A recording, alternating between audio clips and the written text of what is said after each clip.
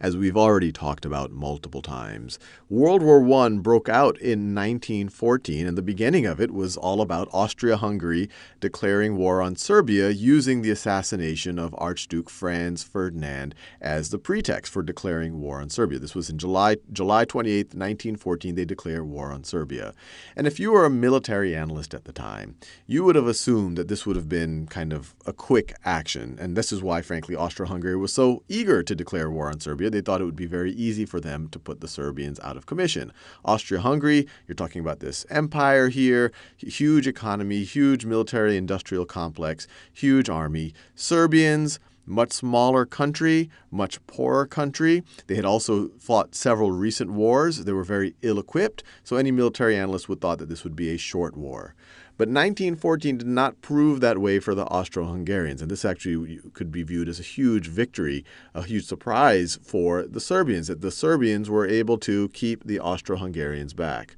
Serbians hold. Now, this isn't to say that it wasn't incredibly bloody. You've had several offensives across the border into Serbia. The Austro-Hungarians briefly captured Belgrade, then the Serbians captured it back. In the meantime, tens and hundreds of thousands of folks were dying. But at the end of 1914, you would have surprised the military analysts, and the Serbians were able to hold despite being less equipped and despite just being a smaller country. Now, the luck for the Serbians did not hold out that well as we go into 1915. By 1915, other parties other than the Austro-Hungarians decided to get involved against the Serbians. In particular, you have the Bulgarians that prior to 1915, they were kind of trying to figure out which side of the war they want to fall in on. But they have had several battles or several wars recently with Serbia, one as recently as 1913. They were eager to capture back some territory. So in 1915, the Bulgarians joined the war on the side of the Central Powers. And as we exit 1915, you have a joint offensive between the Bulgarians, the Austro-Hungarians, and the Germans against this small country of Serbia. And the Germans' interest, other than the fact that they wanted to support their ally, Austria, they were also eager to take control of the railways between Berlin and Constantinople. And that railway went into Serbia. And so if they were able to capture this, take Serbia out of the war, then they would be able to send supplies much more easily to their other ally, the Ottoman Empire. So on October of 1915, you have a joint offensive between the German army, and this is what this map right here is depicting right over here. This is the 3rd Austrian Army. This is the 11th German Army. This is the 1st Bulgarian Army. This is the 2nd Bulgarian Army, and their joint offensive is hugely successful for the Central Powers. They're essentially able to roll into Serbia. It's actually impressive on the side of the Serbians that it took this much force to be able to roll through Serbia, but they were able to roll through Serbia, essentially occupy all of Serbia. They put the Serbian army on the run, and the only redeeming thing is that for the Serbians, is that some element of the Serbian army was actually able to escape through Montenegro and Albania, and some of the civilians.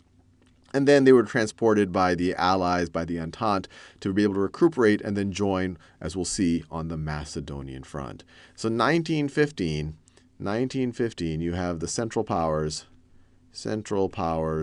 roll through Serbia. Roll through Serbia. So from to any observer right now, Serbia is essentially lost.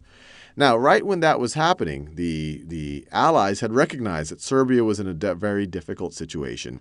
And as we got to the end of 1915, the French and British troops did start to land in Salonika right over here, in order to, one would think, help the Serbian forces. Now, they weren't able to arrive and act in enough time to prevent what happened in October of 1915. You have some French forces that were able to essentially distract the Bulgarian Second Army that aided to some degree the Serbian retreat. But essentially, they started to build their own forces right over here in Salonika.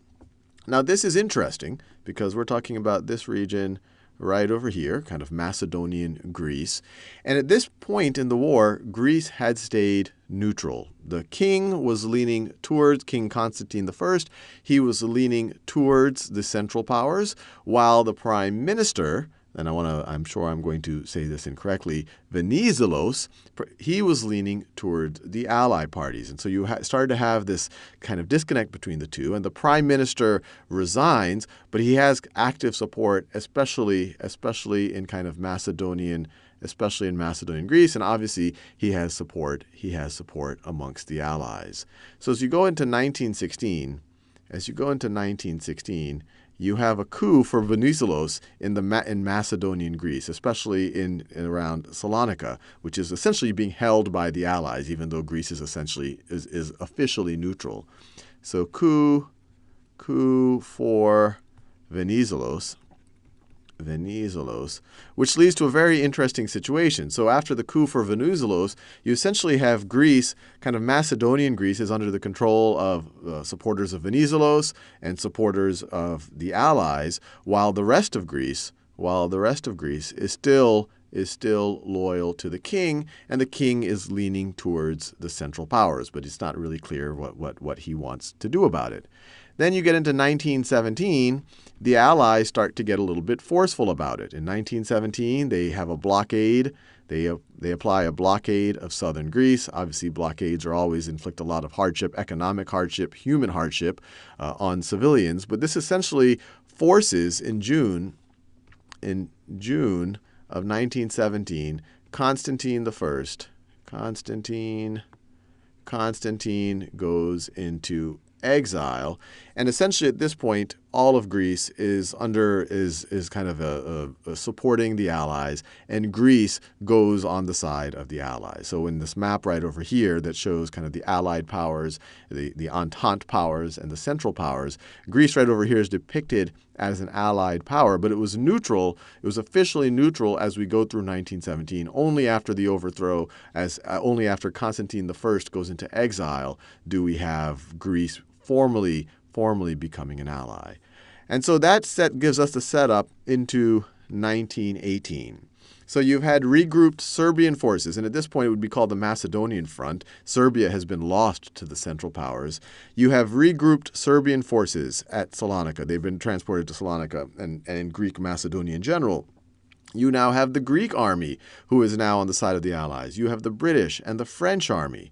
And so as we get into September 1918, they are ready to go on the offensive. And you need to remember what's happening in the rest of Europe at this point. You might remember August 1918. This is the beginning of the 100 Days Offensive that marked the Allied victory on the Western Front. So news was already getting in there. You had great morale amongst the Allies. You had not so great morale amongst the Central Powers.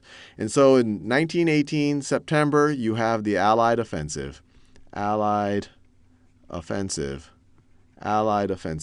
coming out of Greece, I guess you could call it Macedonian Greece, hugely successful. They're able to retake Serbia, and actually some of the British forces are able to go east and retake Constantinople.